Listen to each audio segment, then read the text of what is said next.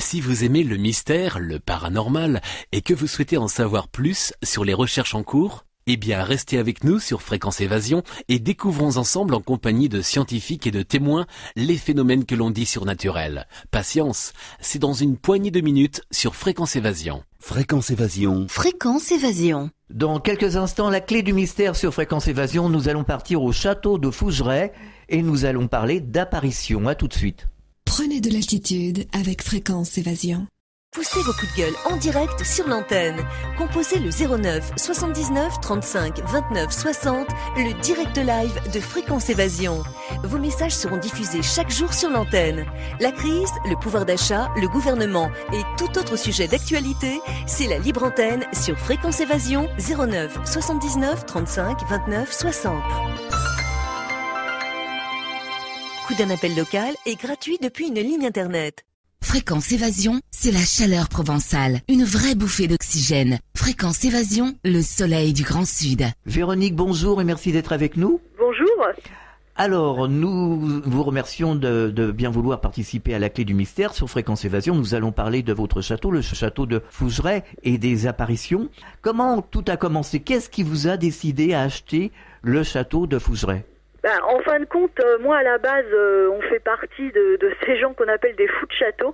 Moi j'avais déjà acheté un château, le Franc Symbolique, en 99, qu'on a restauré, et on voulait acheter un autre château. Bon, c'est un peu de la folie douce, mais bon. Et donc on est tombé sous le charme la première fois qu'on l'a visité. Alors l'autre château, le précédent, il n'était pas hanté? Non, moi j'ai jamais eu de problème ou de ressenti particulier, non. Alors, les phénomènes paranormaux ont commencé quand? En fin de compte, assez rapidement, puisque nous, on a signé le 9 mars 2009. Et franchement, assez rapidement, je sais pas, dans peut-être une petite semaine après, on avait des sensations tout le temps, d'avoir des émotions qui nous appartenaient pas. On comprenait pas pourquoi on avait des coups de tristesse, je sais pas, comme si on était habité. Enfin, c'était assez spécial, l'ambiance était vraiment très tendue. Et rapidement, mon mari a été touché dans le dos dans le parc. Quelqu'un qui lui a tapoté dans le dos. Et moi, en descendant des escaliers, j'ai vu une silhouette toute noire, masculine, traverser un couloir. Et là... sur le coup, on s'en est pas parlé, on s'en est parlé longtemps après, mais les choses se sont enchaînées en fait assez rapidement. Et justement, après, que s'est-il passé? Alors, plus on avait de phénomènes, c'est-à-dire on a eu des coups sourds dans les murs, des odeurs aussi, vraiment, alors des odeurs de nourriture qui nous arrivaient alors qu'on n'a aucun voisin, qu'on est tout seul au milieu des bois et que la cuisine n'avait pas fonctionné depuis plus de 50 ans. Et en fait, ce qui nous a un peu déclenché tout ça, enfin, à se dire bon, maintenant il faut qu'on en parle, c'est les enfants, puisque moi ma fille aînée, en allant à la cave, elle a senti quelqu'un, mais qui l'enserrait avec deux bras, vraiment quelque chose de puissant, hein, vraiment sans aucun doute sur une sensation. C'est-à-dire, c'est pas comme une mouche qui vous frôle, c'est quelque chose de puissant. Et mon autre fille avait vu une dame avec une robe rouge et une cigarette dans la bouche le long d'une cheminée. Et bon, mes filles ont commencé à me dire, écoute, on comprend pas, etc. Bon, moi j'ai commencé à moi non plus, il m'arrivait ça. Enfin, on a fait un conciliabule et là on s'est rendu compte qu'on avait vraiment des problèmes, des choses auxquelles on n'avait jamais été confronté auparavant. Alors, cette apparition près de la cheminée, je parle de la dame en rouge avec la cigarette. Est-ce que c'est votre fille qui l'a vue, hein? Tout à fait. Alors, oui. C'était une apparition. Est-ce qu'elle avait l'air d'être comme un être vivant terrestre ou un petit peu éthéré, enfin un peu différent? C'est marrant parce que moi, en fait, ma fille me l'a décrite comme... alors déjà, elle l'a vue en couleur. Alors que moi, la silhouette que j'avais vue, elle était toute noire. Elle l'a vu en couleur, elle a vu quelqu'un d'assez souriant avec une cigarette, alors c'est quand même hyper détaillé, avec une coupe, un carré brun court. Alors c'était comme quelqu'un de vivant, mais c'était assez évanescent, c'est-à-dire que c'est pas, enfin je veux dire, l'apparition n'est pas restée non plus très longtemps, ça apparaît, elle l'a regardé, elle lui a fait un semblant de sourire et elle a disparu. Bon, c'est arrivé 2 fois ma fille, ce qui est quand même assez surprenant. Et ce qui est vraiment surprenant, c'est qu'1 an après, en faisant des recherches au niveau des archives sur le château de Fougeray, puisque bon, moi je suis historienne et de profession. Et je suis tombée sur un fonds photographique privé de photos de 1913 à 1921. Et cette dame, maintenant, je sais exactement qui c'est, puisqu'en fait, je l'ai trouvée. Vous l'avez trouvée, alors qui c'était? Eh ben en fait, c'est une des femmes qui a vécu. Cette photo datée de 1921 exactement, et donc elle a vécu à Fougeray. Donc voilà, je l'ai trouvée, je sais qui c'est. Alors bon, sa fille est encore en vie aujourd'hui. Non, sa petite fille, moi, c'est sa petite fille que j'ai rencontrée, ouais, sa petite fille. Donc il y a encore de la famille, etc. Mais je veux dire, j'ai été vraiment surprise de ça. Alors au début, évidemment, les gens me disaient, mais non, mais c'est pas possible. Mais ma fille m'a dit, mais si, je t'assure. Et c'est vrai que c'est impressionnant, puisqu'en fait, on n'a pas la couleur sur la photo, hein, par contre. Non, bien sûr. Mais on a la même coupe de cheveux, la cigarette, et ma fille l'a reconnue formellement. Et elle l'a vue à 2 reprises au même endroit? Elle l'a vue à 2 reprises le long de la cheville. Ah oui, étonnant. Et ensuite, que s'est-il passé? Eh ben, c'est assez marrant, puisque peu de temps après, on était dans le salon d'en face. J'étais avec mon autre fille et mon mari. On était tous les 3 en train de travailler, hein, puisqu'en fait le château a été abandonné pendant un peu plus de 50 ans. Donc on a pas mal de restauration.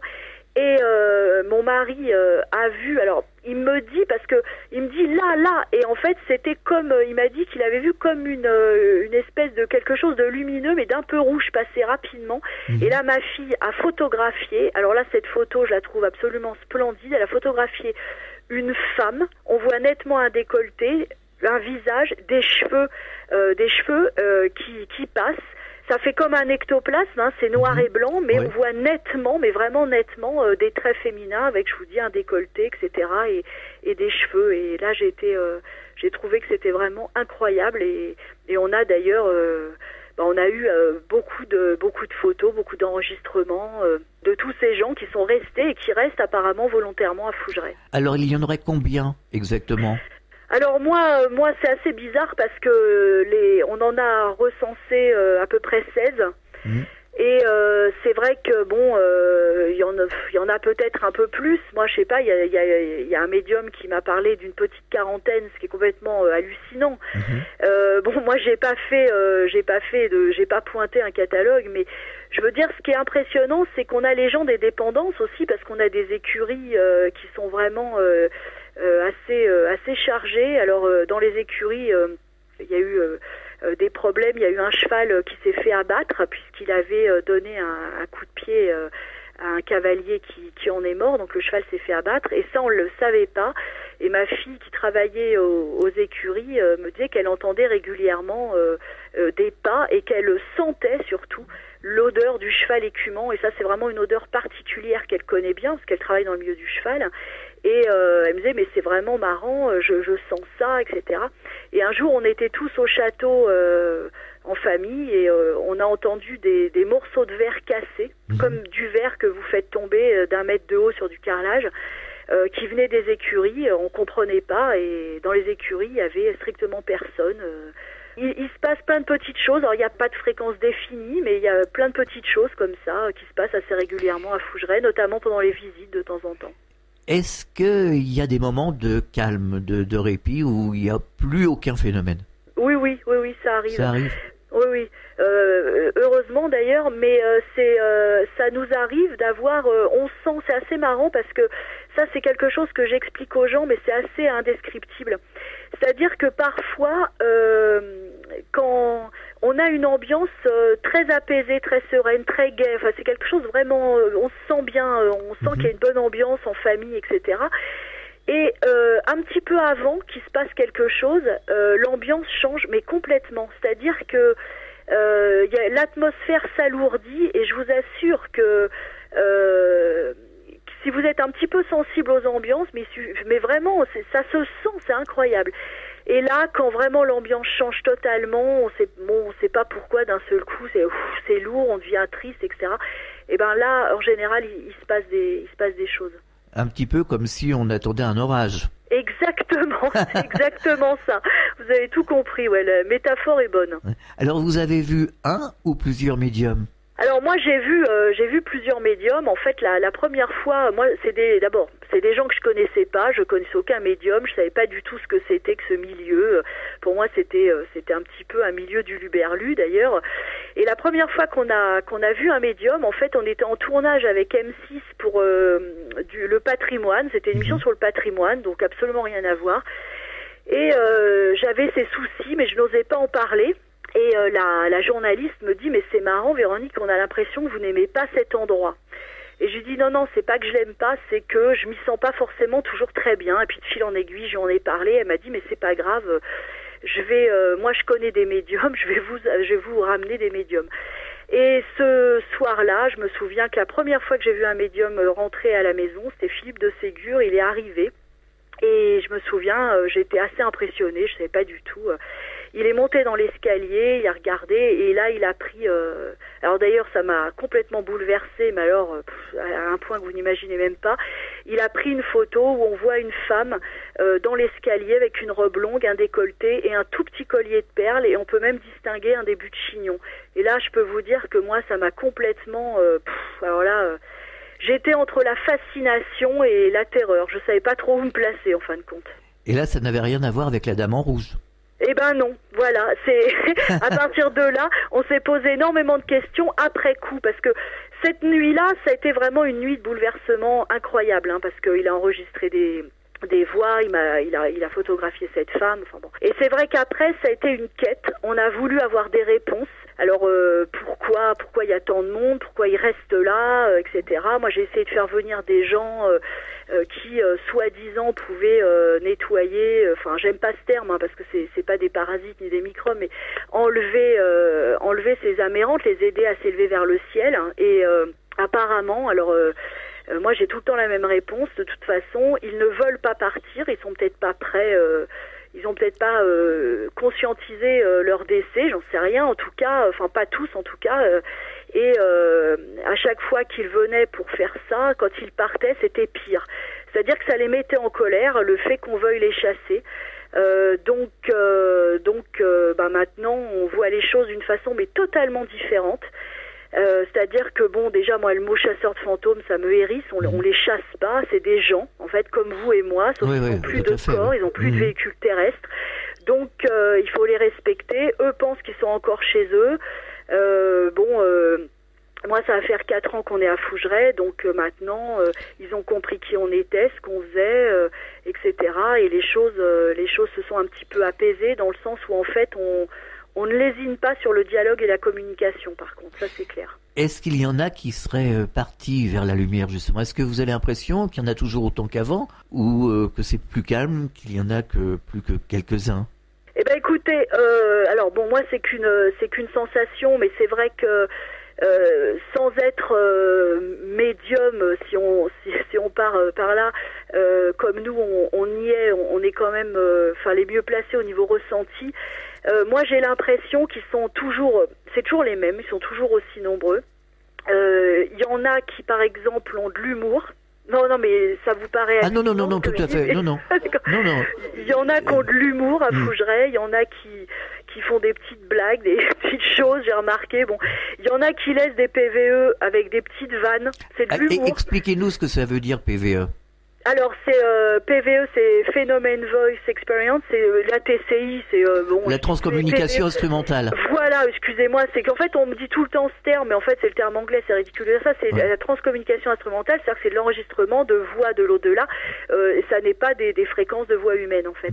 Et non, on a des petites vannes des fois en TCI, etc. Et si vous voulez, ce qui est assez hallucinant dans cette histoire, c'est que on sait qui. Et parce qu'en fait, ils ont leur quartier. Bon. Alors, on sait qui et où, enfin, dans quel quartier du château, etc.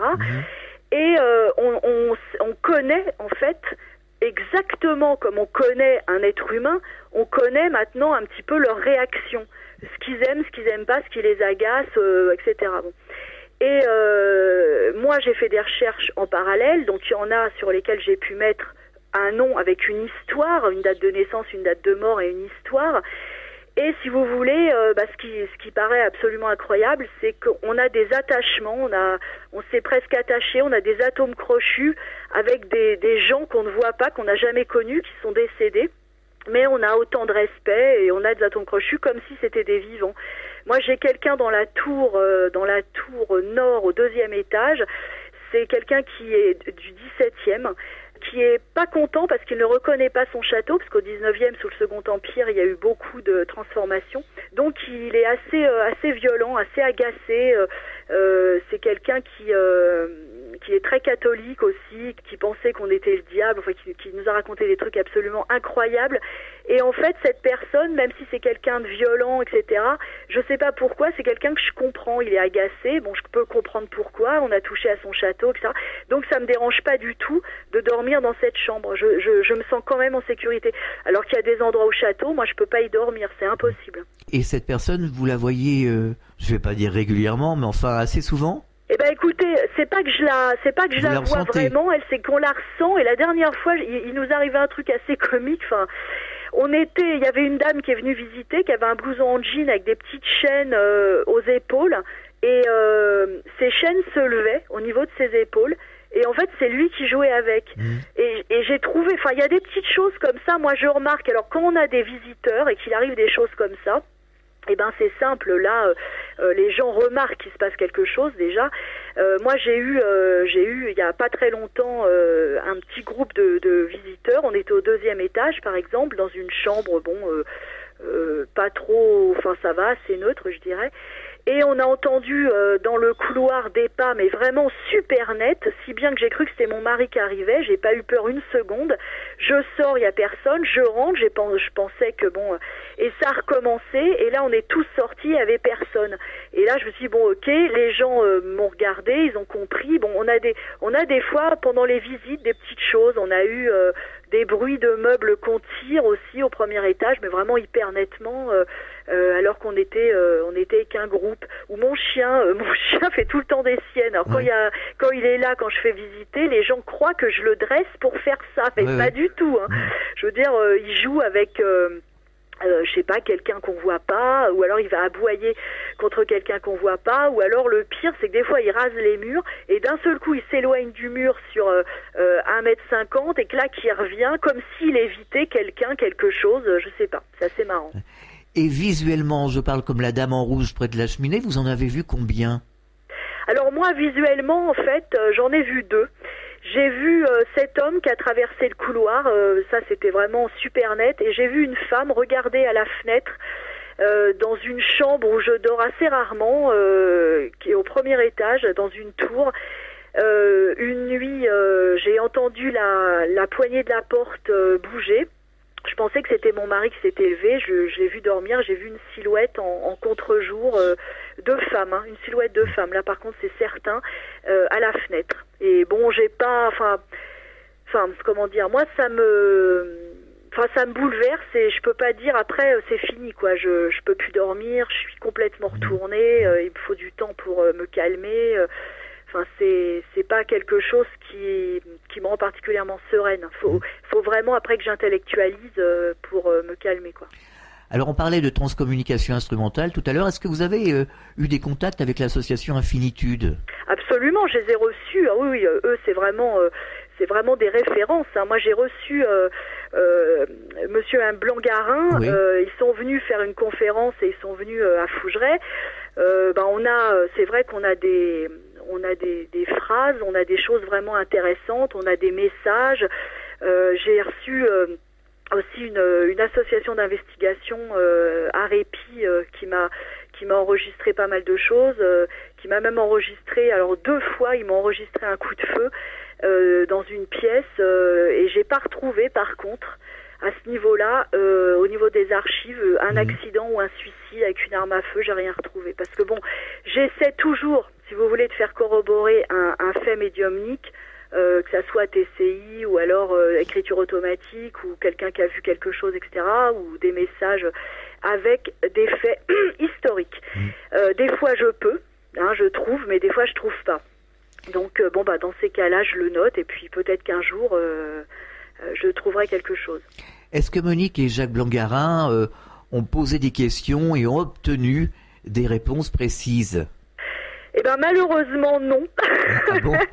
Malheureusement non. Bon, déjà parce que ce jour-là il y avait du monde en plus. Ce jour-là il y avait beaucoup de monde. Et puis c'est vrai que bon, il faut être quand même il faut un petit peu de calme. Oui. Bon, on peut pas. Hein, c'est un peu compliqué. Faudrait qu'ils reviennent d'ailleurs. Je leur avais proposé de revenir lors de pas d'une conférence, de quelque chose, une petite réunion entre nous, beaucoup plus calme. Et c'est assez étonnant les messages qu'on a comme ça de défunts. C'est vraiment pas forcément des choses hyper importantes en plus. Des fois, C'est-à-dire on a des messages, par exemple, on a une voix d'homme qui ironise à un moment donné, qui se moque de nous d'ailleurs avec un peu d'humour et qui dit ah c'est moins drôle là. On a des petits messages, ou alors une voix d'enfant, moi qui me demande t'es qui? Alors des petites choses comme ça, ou alors Marie prend garde, et après on entend Marie prend garde et après on entend un coup de feu. On a des choses comme ça, mais en fait c'est complètement hors contexte si vous voulez. Ça veut pas dire grand chose pour nous. C'est-à-dire que hors contexte, on peut pas comprendre des phrases comme ça. On n'a pas de message en disant bah voilà je me présente, voilà ma vie, voilà je m'appelle un tel, etc. Non. Voilà, malheureusement. Alors par contre, on a eu des questions-réponses. La première fois que l'équipe est venue là, avec Philippe de Ségur, on a eu des questions-réponses, mais quand même relativement brèves, genre est-ce qu'il y a quelqu'un? Oui. Vous êtes un homme? Oui, etc. Enfin des petites choses, mais on n'a pas eu de grandes conversations non plus, mais c'est vrai que c'est déjà... Parce que le problème, c'est que les êtres humains vivants, on est extrêmement exigeants. On voudrait avoir des vraies conversations, on voudrait des photos hyper nettes, on voudrait... Mais déjà, le peu qu'on a, c'est extraordinaire quand même, le peu qu'on arrive à avoir, ces communications avec une autre dimension. C'est extraordinaire, mais les gens s'en contentent pas. Alors, il faut toujours pousser plus loin. Alors, c'est vrai que, bon... Moi, je suis un peu en quête aussi d'enseignement comme ça, donc. Mais j'arrive quand même à être satisfaite de choses comme ça, de petits signes, même si les gens me disent ah c'est tout, bah oui, mais enfin c'est tout. Moi, je trouve que c'est déjà pas mal. Et en écriture automatique, vous avez eu des résultats? Alors en écriture automatique, la première qui a fait de l'écriture automatique là-bas, c'est Patricia Daré. Après, on a eu Virginie Larue. On a eu des pages d'écriture automatique. Moi, j'en ai, mais alors j'en ai beaucoup. Alors là par contre on a eu vraiment des résultats intéressants. J'ai eu la première fois une page qui m'a vraiment beaucoup touchée. Ça disait mais nous ne sommes pas menaçants, ça dans le terme hein. Tout ce remue-ménage ça n'est pas la peine. Voilà. Déjà, c'est comme les médiums m'ont expliqué après que c'est vrai que ça faisait du remue-ménage quand un médium arrive. Ce remue-ménage ce n'est pas la peine, nous ne sommes pas menaçants, mais nous sommes chez nous. Voilà. Et ça se terminait, que Dieu vous bénisse. Voilà. Donc ça a été mon premier message que j'ai gardé précieusement en écriture automatique. Et après, j'ai eu des pages beaucoup plus précises. Alors là, par contre, en écriture automatique, sur la façon dont les personnes étaient décédées. Ah oui. Pourquoi? Ah oui, j'ai eu des choses très émouvantes. Et je trouvais qu'il y a beaucoup... Ah oui, là, c'est très émouvant. Pourquoi... on a, par exemple, un cas de suicide... pourquoi, la cause exacte, comment, etc. Enfin bon bref, on a des choses vraiment c'est très émouvant. Oui. Et vous avez pu vérifier par rapport aux archives? Alors là, j'ai vérifié la date du décès, mais malheureusement, dans les bulletins mariage-sépulture de l'époque, il n'y avait pas forcément la cause de la mort. J'ai bien la date est bonne. Le lieu, tout est bon, mais la cause de la mort n'est pas indiquée. Alors, je me suis dit que peut-être cette lacune aussi, c'est pareil, il y a des époques où le suicide, c'est quand même hyper tabou. Alors peut-être que cette lacune, elle est volontaire. On marque une pause, on revient dans quelques instants. De Menton à Toulouse, Radio Fréquence Évasion, le soleil du Grand Sud. Soyez les acteurs de Fréquence Évasion. Réagissez à chaque instant dans le direct live au 09 79 35 29 60. Exprimez-vous en toute liberté sur la ligne des auditeurs 09 79 35 29 60. Fréquence Évasion, l'interactivité et la libre expression. Abandon, maltraitance, massacre. La souffrance animale ne connaît ni limite, ni frontières. Depuis près de 30 ans, la Fondation Brigitte Bardot intervient aux 4 coins du monde. En mer, comme sur terre. Vaccination, sauvetage, création de refuges, réintroduction en milieu naturel, nous remportons chaque jour des victoires contre la maltraitance. Continuons le combat. Fondation Brigitte Bardot. Ne laissons pas les animaux sans défense. Partout, dans le Grand Sud, Fréquence Évasion. Nous sommes de retour sur Fréquence Évasion, c'est la clé du mystère, la deuxième partie de l'émission. Nous sommes au château de Fougeray et nous parlons d'apparition. Vous me parliez tout à l'heure de Patricia Daré que nous avons reçue ici à ce micro, qui pratique l'écriture automatique. Qu'est-ce qu'elle a obtenu des résultats ? Ah bah elle a obtenu, elle était rentrée en contact avec pas mal de gens d'ailleurs là-bas, hein, pas mal de monde, et puis elle a obtenu en résultat, c'est elle, nous ne sommes pas menaçants mais nous sommes chez nous, c'est pas peine de faire autant de remue-ménage, etc. C'était cette page et en fait ça disait, mais ça lui a dit à elle, ça l'a dit à beaucoup parce qu'on a eu aussi, on a eu Florence Hubert qui est venue plusieurs fois et en fait ça nous dit à chaque fois. Alors on n'a pas forcément les mêmes à chaque fois parce que on ne sait pas forcément à qui on a affaire précisément à chaque fois. Ça dit de toute façon nous on est chez nous. Hein. En deux mots, je vous fais en substance, nous on est chez nous. Bon, soit ils sont chez eux, mais nous aussi un peu on aimerait. Alors le problème que j'ai en fait à Fougeray maintenant, c'est qu'il faut que je gère la propriété avec ce paramètre qui ça peut paraître un peu fou, mais vous voyez cet après-midi par exemple, moi j'ai une amie médium, Nadège Morin, qui rentre en contact très facilement avec les entités là-bas et qui me dit fais rien au mois de février, c'est un mois précieux pour eux, ils veulent être tranquilles. D'ailleurs elle voulait carrément que j'annule, enfin elle était pas très contente que je fasse cette émission de radio, mais elle me dit ils vont pas être contents, ils ont demandé qu'en février il y ait une paix parfaite. Alors maintenant je fais attention et d'ailleurs on devait tourner un vidéoclip pour un groupe de rock au château et ça va se faire en mars, pas en février, parce que avant je passais outre, hein, je me disais ça va bien, je fais comme je décide, hein, et à chaque fois que j'ai passé outre ça a été des problèmes pas possibles. Moi j'ai reçu des équipes d'investigation en passant outre des petites recommandations comme ça. Des choses que j'avais pas faites ou j'avais pas prévenu parce qu'avant il faut que j'y aille, que je prévienne, que je leur explique, etc. Et on a eu des batteries qui étaient pleines qui se vidaient sans arrêt, des voitures qui ne démarraient plus et on a eu des tas de soucis. Il fallait faire après, fallait que les médiums repassent dans toutes les pièces pour m'excuser moi d'ailleurs, pour que les voitures redémarrent et que les machines remarchent. Enfin bon bref, sinon ça posait des soucis. Donc maintenant je prends garde à tout ça et je fais attention à leur volonté. Alors je sais que ça peut paraître complètement délirant, mais c'est de la cohabitation en fait. Mais finalement, vous me parliez tout à l'heure de Florence Hubert, j'en ai entendu parler, il paraît qu'elle est très bonne médium. Oui, ah oui. Hein, et est-ce qu'elle n'aura pas expliqué qu'il devait repartir vers la lumière et qu'il pouvait revenir dans le château, mais en étant dans la lumière? Eh ben si, si, Florence, d'ailleurs qui a été la première en contact avec une personne précise, vraiment qu'elle m'a décrite, etc., avec un défaut physique majeur qu'elle pouvait pas inventer. Et là vraiment, j'étais vraiment super émue. Leur a dit si, ça a été dit, ça évidemment. Après, peut-être que c'est comme si vous voulez, c'est un peu comme chez les êtres humains vivants, c'est-à-dire que quelque part, ils sont peut-être encore un peu dans le déni. Il y en a qui sont peut-être montés, qui sont peut-être redescendus. Moi, je sais pas, mais il y en a qui sont dans le déni, qui veulent pas partir. Ils veulent pas partir. Bon, peut-être qu'ils feront que leur parcours, qu'il y a un processus qui va s'établir et que petit à petit, les choses vont se mettre en œuvre. Ils vont peut-être comprendre.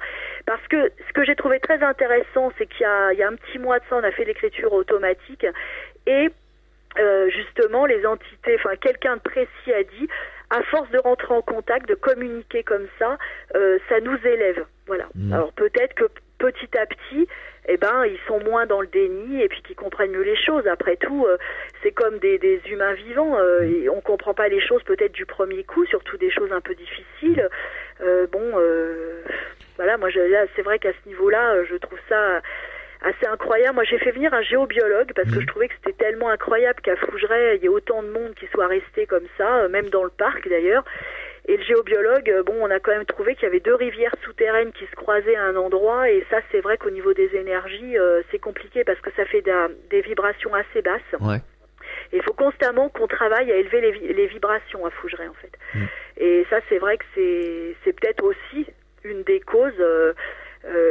Et il y a aussi une autre hypothèse.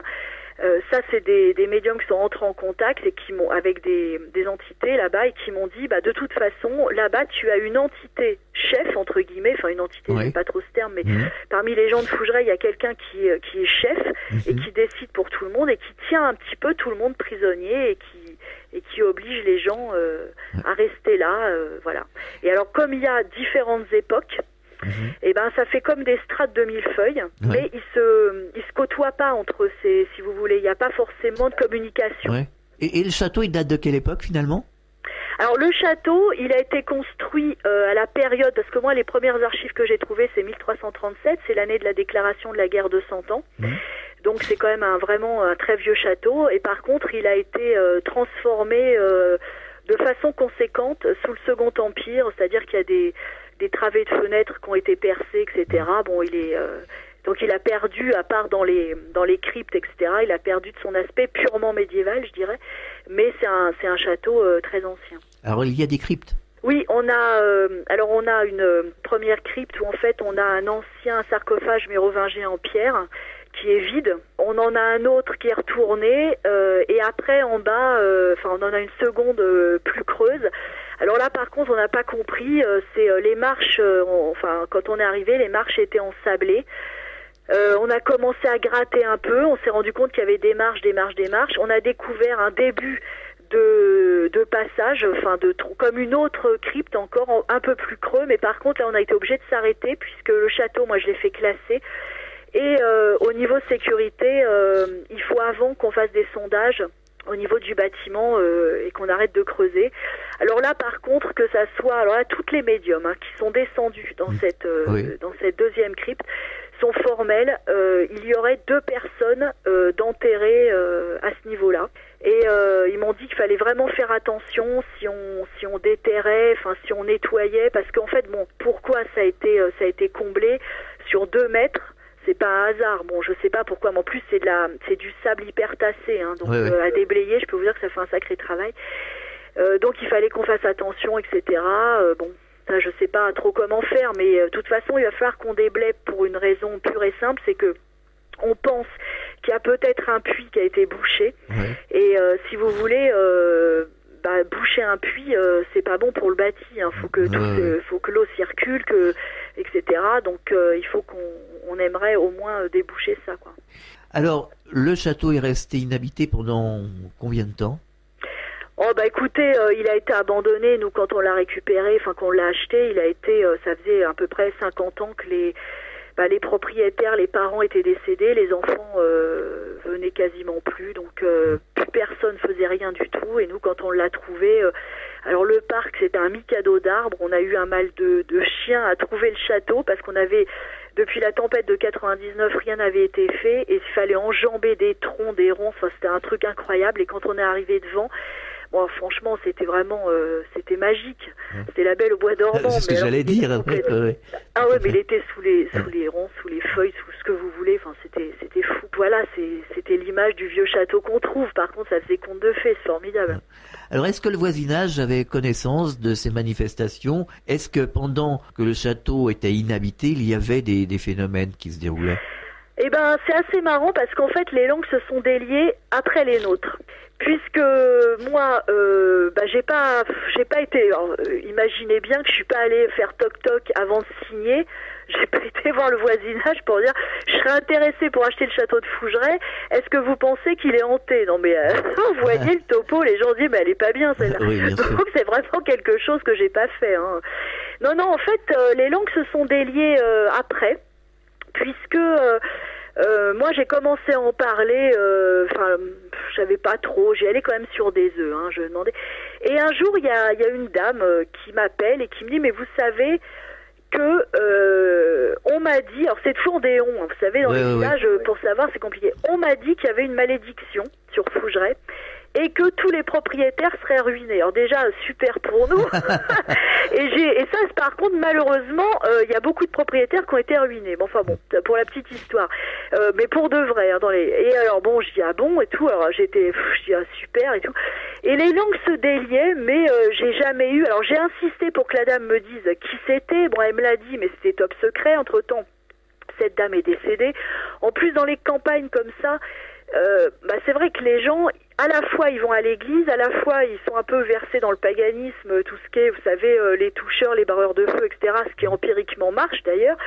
Mais je veux dire, bon, c'est assez spécial, espèce de syncrétisme là, et au final, après il y a des gens qui m'ont parlé de choses, et j'ai reçu beaucoup d'emails de gens qui me disaient voilà, il faut qu'on vous avoue, nous quand le château était abandonné, on est rentré une nuit dedans pour se marrer, parce que bon, vous savez, château abandonné, ça attire tout le Bien temps. sûr. Et voilà ce qui nous est arrivé. Et là, c'est vrai que j'ai des mails assez marrants de gens qui me racontent des trucs, des agents immobiliers qui s'occupaient de la vente aussi, qui m'a dit, moi, quand j'allais faire visite, j'avais tout le temps la sensation d'être épiée, j'étais pas tranquille, il y a une lourde charge émotionnelle dans ce château. Les langues se sont déliées après, donc c'est vrai que j'ai pas eu d'avertissement, quoi que ce soit avant. Non, ça, c'est clair. Avez-vous eu l'idée de contacter des scientifiques pour observer ces phénomènes? Eh ben, écoutez, j'ai ça en idée, mais je sais pas vraiment qui contacter, puisqu'en fait, les scientifiques sont pas... Enfin, moi, je trouve pas qu'ils soient... Il y en a pas beaucoup qui sont vraiment... prêtes à se déplacer, à rester plusieurs jours... je vois pas là par contre vraiment à qui m'adresser, mais ça me plairait, oui, parce que moi j'estime que bon, la physique quantique, il y a pas mal de progrès, la physique quantique travaille sur les énergies, etc. Donc c'est vrai que bon, moi ça me donne vraiment de l'espoir, parce que en fait, qu'est-ce que c'est la mémoire des murs? Est-ce que c'est des énergies résiduelles d'événements, d'émotions humaines? Est-ce que c'est vraiment une âme? Parce que quand on dit une âme, ça a plus une connotation religieuse. Bon, beaucoup de questions qui pourraient peut-être être élucidées, tous ces questionnements par la science, mais bon, pour l'instant, j'ai été contactée. Alors par contre, je suis contactée par énormément de gens qui veulent faire de la médiumnité, faire des investigations, des trucs et des machins, mais bon, je veux dire, moi, j'aimerais aussi, oui, s'il y avait des physiciens qui venaient, me disent, bon voilà, nous on s'installe une semaine chez vous. Moi, ça m'intéresserait, mais on me l'a jamais proposé, je dois dire. Parce qu'il y a des gens spécialisés qui peuvent justement étudier ces phénomènes. Mais vous me parliez de mémoire des murs, sauf que les murs ne répondent jamais aux questions. C'est clair. Voilà. Donc, je pense qu'il s'agit d'entités. Les murs ne répondent pas aux questions. Oui, tout à fait, tout à fait. Alors, on a oublié de parler de la situation géographique du château. Il se situe où exactement? Alors, nous, on est situé dans la Vienne, dans le 86, sur la commune de Caux. La situation géographique, sinon, la topographie du lieu, nous, on est en haut d'une falaise, donc au-dessus des sources. C'était simplement un promontoire rocheux qui permettait dans le temps aux gens de voir la Vienne couler, parce que la guerre de 100 ans, il fallait faire attention aux invasions, aux Anglais, etc. Donc voilà, bon, c'est une situation classique pour un château, je dirais.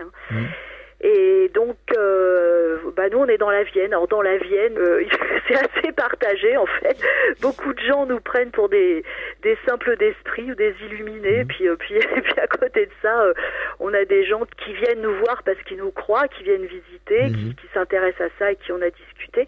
Mais c'est à double tranchant, ces histoires, parce que on a failli être rogné par notre banque, même. Ah bon, qu'est-ce qui s'est passé? Et on en a bien besoin. Écoutez, c'est simple, c'était dans les débuts, ça.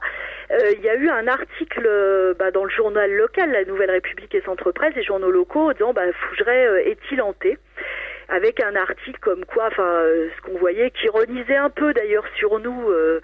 J'étais obligée de remanier un emprunt par rapport à Fougeray, bref. Et je vais à la banque, j'avais oublié de signer un papier, je vais à la banque et ma banquière me tend le journal en me disant, écoutez, vous savez, si on avait vu ça avant, on vous aurait pas accordé ce remaniement. Vous voyez où ça va se nicher. Ah, ce qui prouve que finalement les banquiers croient aux apparitions. Absolument, ça, exactement. Moi, je l'ai pris exactement comme ça. Je dis, en fin de compte, s'ils réagissent comme ça, c'est qu'ils y croient, parce que Il y a deux cas de figure. Il y a des gens qui disent oui, moi j'y crois, et puis bon, c'est vrai que bon, il y a des gens qui sont très crédules, il y a des gens qui y croient, mais d'une façon plus posée, je dirais. Et il y a des gens qui disent non, moi j'y crois pas, tout ça c'est des conneries. Bon, ça on a ça aussi. Et moi je dis à ces gens, je dis si vous y croyez pas, venez passer, je vous laisse les clés, venez une nuit. Ah non. Voilà, alors donc si les gens refusent quelque part, ils y croient, moi je suis désolée. Bien entendu.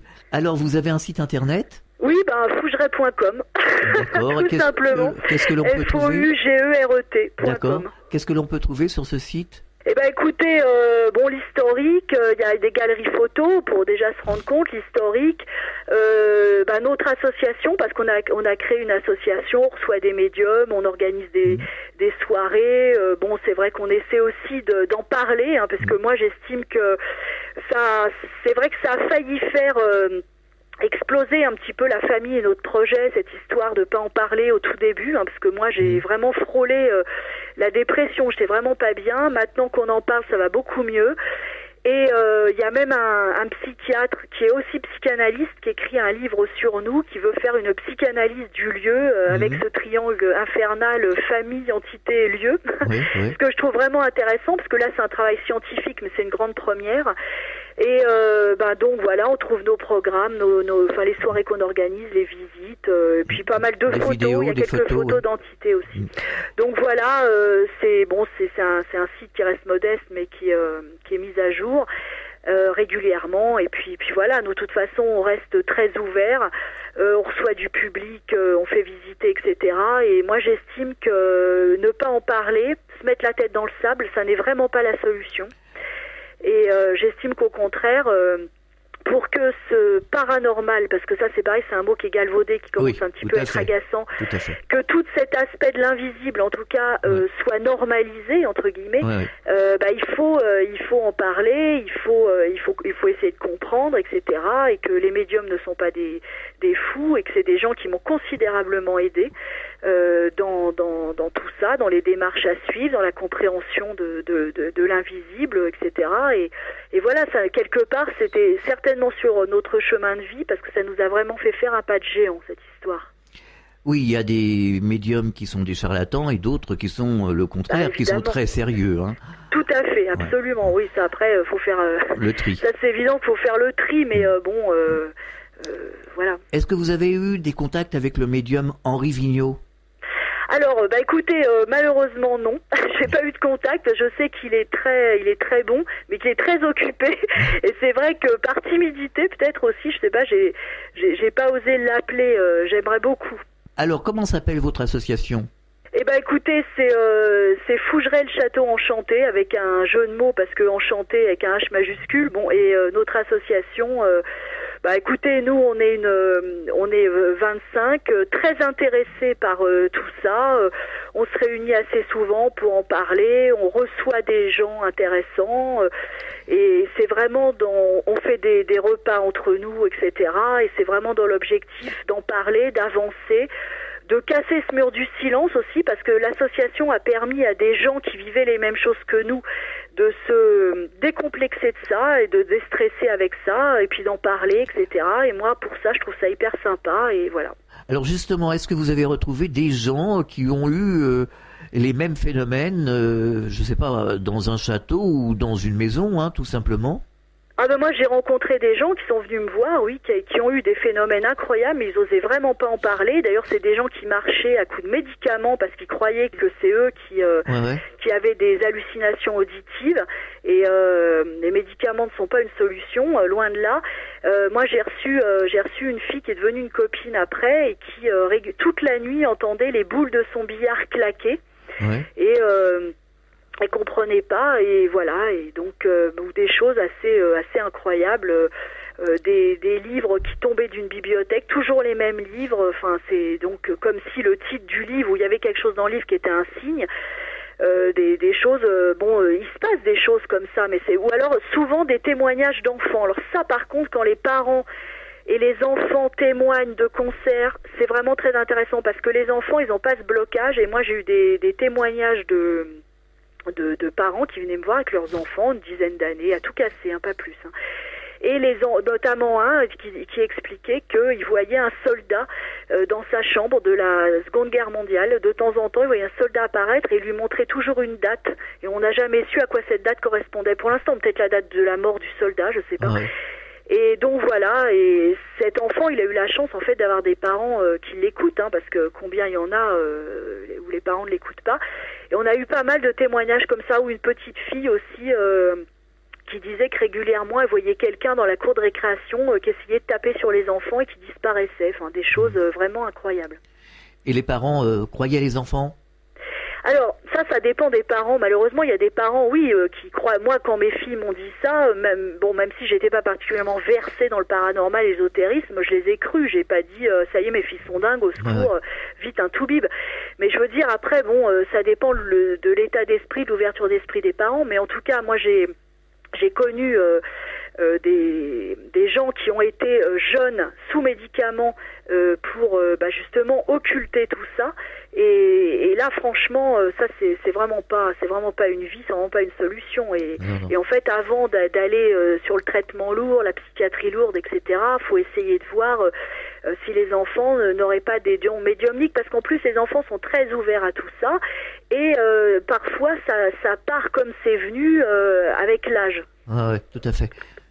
Et est-ce que ces gens ont trouvé une solution à leurs problèmes ou ça continue ? Alors, écoutez, nous en fait, on a fait un petit réseau là où on essaie justement d'envoyer des médiums sérieux et sympas comme ça dans des maisons quand il y a des soucis pour essayer de calmer les choses. Il y a des gens qui ont trouvé des solutions, d'autres qui ont préféré lâcher parce que quand on loue une maison, c'est assez facile, c'est plus facile que de vendre d'ailleurs, parce que quand on veut vendre sa maison, faut surtout pas dire qu'on a vécu des choses, sinon la maison, elle est de facto invendable. Mais après, il y a des gens qui s'en vont, puis il y a des gens qui veulent pas s'enquiquiner avec tout ça, parce que faut quand même reconnaître que c'est toute une démarche spirituelle et que le terme on va nettoyer la maison, ça c'est un truc qui m'agace. Moi j'ai eu des gens qui m'ont téléphoné, je me souviens, mais un truc qui m'ont dit mais nous on va vous nettoyer le château, on vous prend 1 000 € du mètre carré. Non mais vous voyez le ridicule un peu. De l'escroquerie. Ah c'est n'importe quoi. Alors je dis pour ce prix-là vous me faites les travaux aussi pour 1 000 € du mètre carré. Mais donc c'est l'escroquerie en plus totalement. Mais je veux dire, c'est plus compliqué que ça. Moi, je suis convaincue qu'il y a des lieux qui seront toujours hantés. C'est pareil, mais il y aura toujours des choses qui vont se passer. Voilà, parce qu'il y a une attache terrible et puis qu'on peut pas tout défaire comme ça. On a beau essayer de parler, de communiquer, c'est quelque chose à long terme et qui a pas de temporalité dans l'au-delà comme nous. On se fait de la vie des vivants et qu'en tant que vivant, on va dire je vais y passer un peu de temps et ça va y aller. Non, ça se trouve, ça va être plusieurs générations de personnes qui vont se rendre compte que sur ce lieu, il y a quelque chose. Et plusieurs générations de vivants vont être obligés d'œuvrer, peut-être pour qu'un jour les choses se tassent définitivement. Je veux dire, on peut pas adopter les mêmes exigences et la même temporalité dans l'au-delà que avec nous ce qu'on vit de façon terrestre. Tout à fait. Véronique, est-ce que vous avez un message adressé aux auditeurs ? Écoutez, en tout cas, si vous arrive des choses comme ça, ne paniquez pas et puis essayez de vous adresser aux bonnes personnes. Il y a toujours des gens qui peuvent aider. Et voilà, et je veux dire, si ça arrive, il faut pas, moi à mon sens, il faut pas hésiter d'en parler parce que le garder pour soi ne fait qu'augmenter le problème et voilà. Pour terminer, encore un mot, c'était quand les dernières manifestations ? Écoutez, il y a pas longtemps, le 3 février, vous voyez, c'est vraiment très récent. Je sais parce que j'étais avec une amie au château. On était le long de la cheminée parce qu'il faisait super froid, on n'a pas de chauffage. Et on a vu en fait dans le salon gothique, c'est assez bizarre, comme une espèce d'orbe lumineuse traverser comme ça d'un seul coup, et on s'est regardés toutes les deux et donc voilà. Mais bon, c'est tout, voilà. Il y a rien de particulièrement méchant, c'est un petit coucou. Un petit coucou, d'accord. Voilà. Merci d'avoir participé à cette émission à la clé du mystère sur Fréquence Évasion et bon courage pour la suite. C'est moi qui vous remercie et puis à bientôt. Et à très bientôt, au revoir. Au revoir. Fréquence Évasion.